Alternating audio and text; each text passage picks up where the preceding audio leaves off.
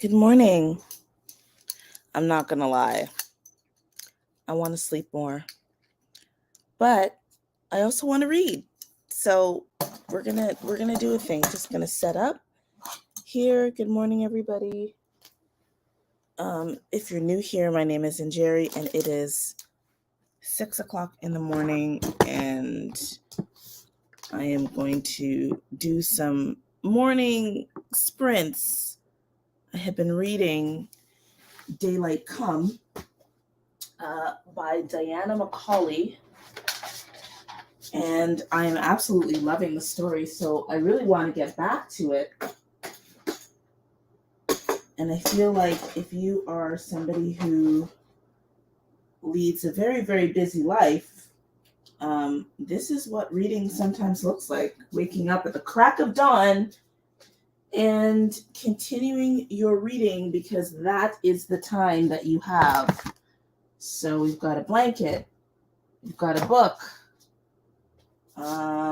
we have our tools, and let's go. So I hope that you, wherever you are, have had a good start or continuation of your day. And we are going to read for 1 hour this morning. So if you are reading along with me, and I know some of you are, and I'll say that I really like it when people kind of check in throughout the day and say like, oh, I'm reading with you. I just happen to be in a different time zone. So this is what I'm reading and all of that. So if you are not getting up at the crack of dawn, but still reading something and joining at some point, please say so. I would love to hear who you are, where you are, what you're reading, how you're enjoying it, and all of those things. So this is Daylight Come from McCauley. And on the bottom it says, how do you live when daylight comes? When daylight kills, which is cool. And I am on page 110, starting chapter 22, called Deciding. And what's happened now is that, so Sorrel has been living with a community of women and girls in a part of the mountains. But because the environment is ever changing, the daylight has been creeping into the place that they have been living in for years. And so the breadfruit trees are no longer bearing. The water is drying up. The grass is drying up. The trees are dying. And so they have to move. But not only that, the laptop that, which is called a PIAC machine, but effectively the laptop that Sorrel has had gives them a level. She's been able to hack into it and get level 1 access. And level 1 access allows her and anybody else using the laptop to read message boards created by people who have information straight from the domins, straight from the government and the upper classes. And as a result of looking at these satellite maps and reading these boards, they have discovered that not only are they dealing with feral animals and being caught by the domins, the Americans are coming. So apparently, because climate change is happening everywhere, people from America and Canada who are rich enough are paying a lot of money to get on planes to fly to these islands because they have heard that the islands have higher ground, and that they can find places to live like they've been living in North America. And in addition to learning about this American invasion onto an island that is already struggling, with people who are already struggling, the Americans and the Canadians, the North Americans, um, are planning to destroy the satellites once they all leave. Now, everybody on the island has been relying on satellites, like American satellites, to access information. So basically, the internet is going to go dark once the North Americans set sail, or get on planes to the islands. And because the information that they're getting is not real time, by the time they hear about this, 10 days have passed, which, as you know, that's enough time for many planes to get to the islands. And apparently they've learned that the that a list of islands to go to has been posted on this American message board. So basically, it's like the ships are coming, right? And it's interesting to me because for me, I've always, like, with parents from the Caribbean, it was only until my maybe mid-20s when I started to work in places where people would go on regular vacations to tourist destinations like the Caribbean. It was only until I started spending a lot of time with people who did that rather than people who are from the Caribbean and are traveling home to see their families, that I started to hear, like, people talk about places like Jamaica and, um, St. Lucia, St. Vincent, as hot destination spots, like, the Bahamas and Cayman Islands, um, as places that, oh, it was so beautiful and the food was great and the sand was pristine and people were so nice. I'm like, they're being paid to serve you. What are they going to do? Slap you across the face? But just the way people talk about destination spots, um, as places that you go, don't have any cares in the world, do whatever you want, eat whatever you want, not eat whatever you want, um, enjoy the delights of the land, and then leave, right? And leave this place. And what's the exchange of that? And we understand the impact of tourism, the perhaps positive impact financially, but when tourism is your only industry, it's at least a double-edged sword, probably five edges to that sword, if that's a thing.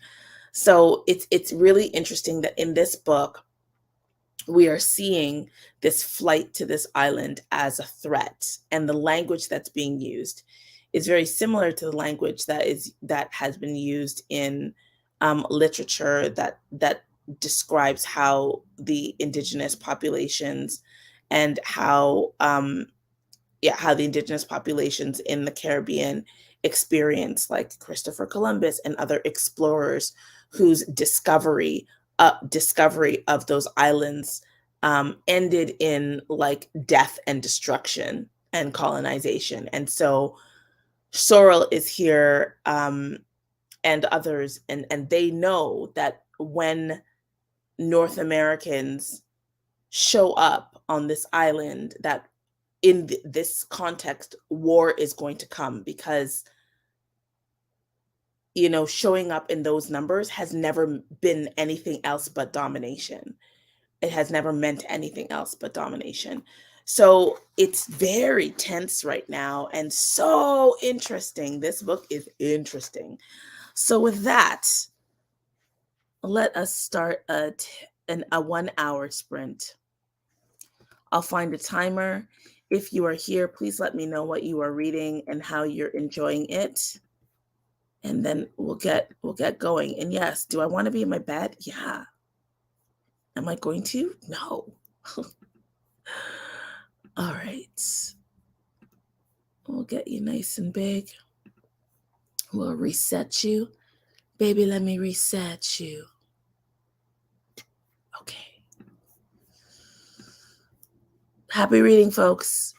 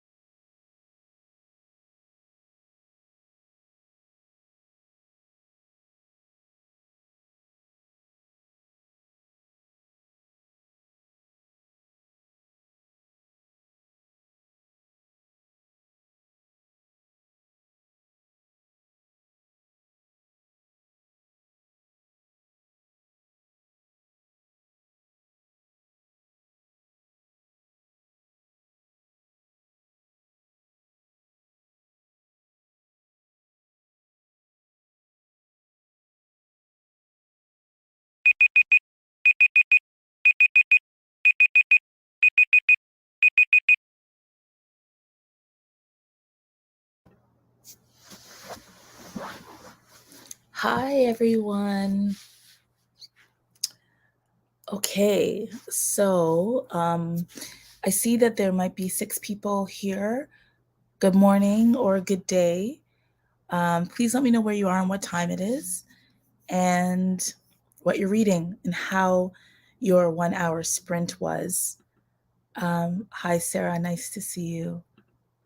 Hey, Gina. Yes, it does. It does make me think of Palestine.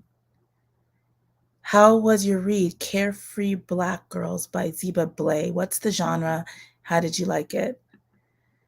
Regina Renee, I love that you're in Sierra Leone. I have so many questions for you. How's it going? All right. So if you are just joining, I'm reading Daylight Come, and it is 193 pages, I want to say. 194 pages. And this is the pacing of this book.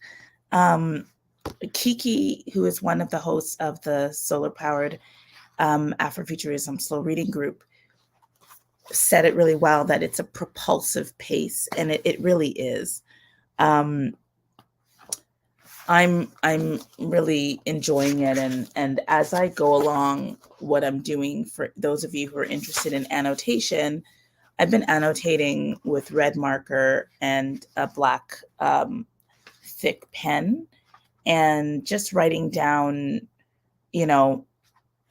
ideas. And one tip for you people, who annotate, um, if you have a tendency to forget why you're highlighting things, it's always a good idea when you're highlighting things to also give yourself a little note, so that when you go back to the book, you can understand why you're highlighting things. Another annotation technique is to give yourself prompt questions at the end of it that you can use at the end of a chapter. So here, my prompt question was, what happened? And then all I did at the end of the chapter was just write down a summary of what happened.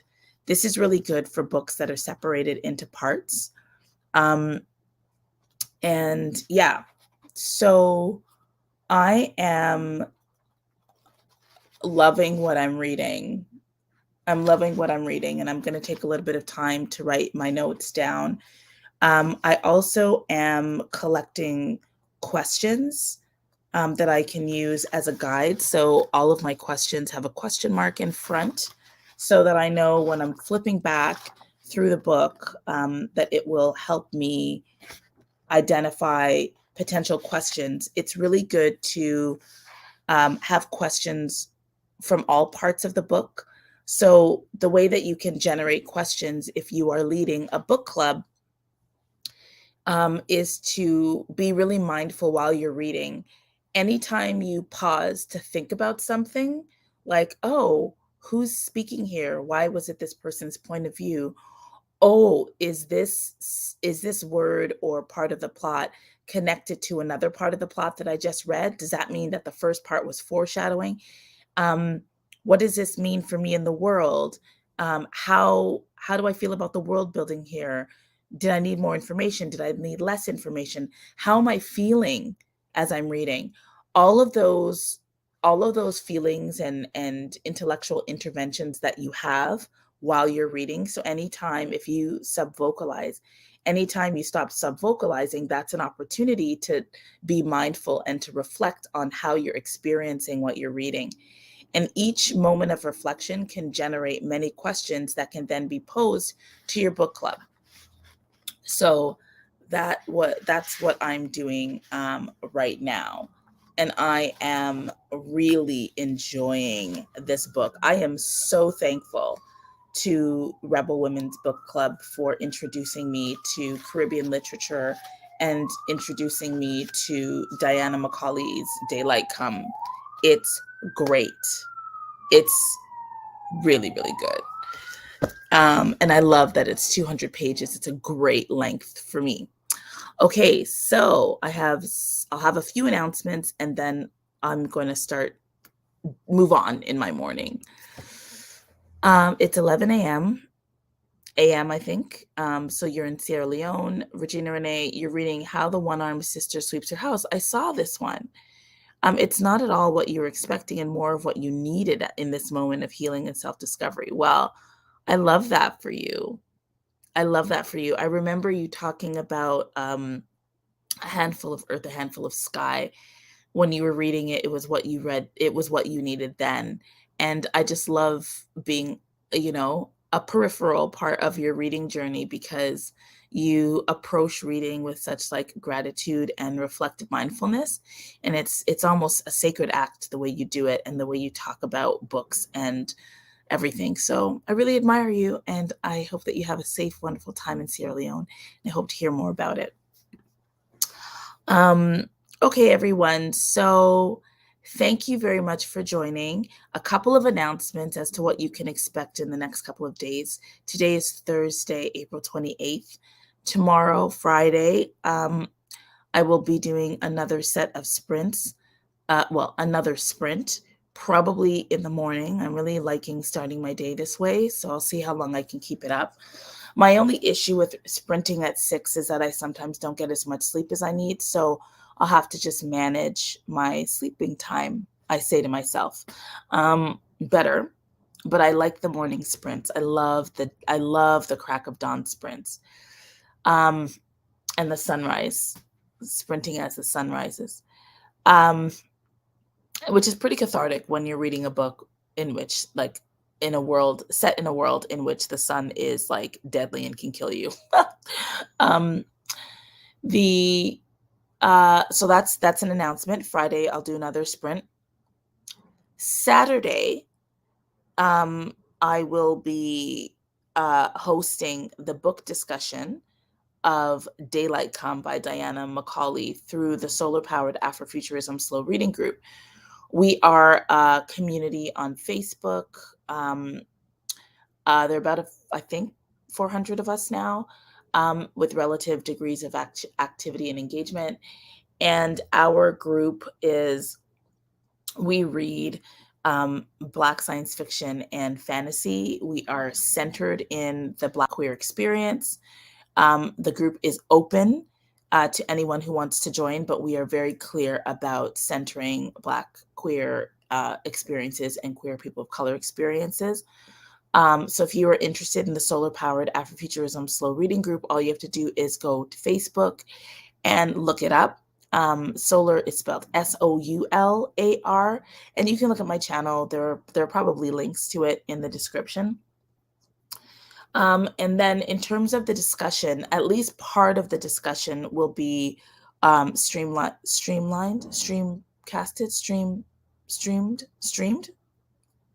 on my channel. So you can participate through Onyx Pages, or you can, which I prefer, request to join the group. There are membership questions you'll have to answer. And then you can get a ticket through Eventbrite, which will give you the link to participate through Zoom. So if you join and participate that way, then you'll have like the true experience, because we have to obviously get permissions for people to talk about the book in a manner that would be recorded, which we'll do on the day. So there is a possibility that everybody might say we're not comfortable being on YouTube. And if that's the case, then we won't be on YouTube that day. I'll just do like a brief discussion. Then on Saturday, it's my birthday. And it is it's not a milestone birthday for me, but it is a significant birthday for me because of numbers and stuff. So I will be doing what I've done in the past, which is host like a 1-hour birthday party at some point that will be announced, and it'll be online. Tomi will be there, hopefully, and we'll do a Q&A, a birthday Q&A. And maybe there'll be like, I don't know, a quiz or surprises. Maybe Tomi and I will do a tag. I don't know. It'll be fun. Just come. So that's going to be on Sunday, May 1st, on my birthday. So those are the announcements. Because we'll be moving into May, we will be recommencing the Octavia E. Butler Slow Read, which is bi-monthly. And in May, we are going to be reading Parable of the Talents by Octavia E. Butler. It will be the last book in a series that we will be reading for the slow read. Octavia E. Butler wrote 3 series, the Patternist series, the Xenogenesis series, both of which we've read. And now we're reading Seed to Harvest, the Parable of the Talents, and the Parable of the Sower duology. Once we finish that, we will be probably 2/3 of the way through our slow read, which is going to end this year. The books that we'll be reading afterwards will either be short story collections or standalones. So we will be reading Fledgling, Bloodchild, and Unexpected Stories.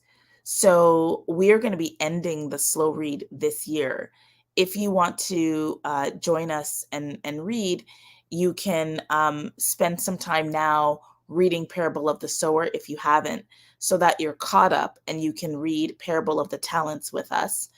But after that, it'll be a little bit easier to jump on, because I know it's hard for people to jump on when they have to commit to more than one book.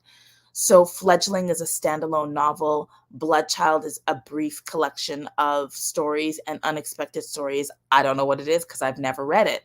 So those will be opportunities to connect with us as well. So think about what you want to do and what your reading plans are for May. And yeah, so I will be sharing announcements as we go on. Regina Renee, thank you for the happy pre-birthday greetings. I think you're a Taurus as well.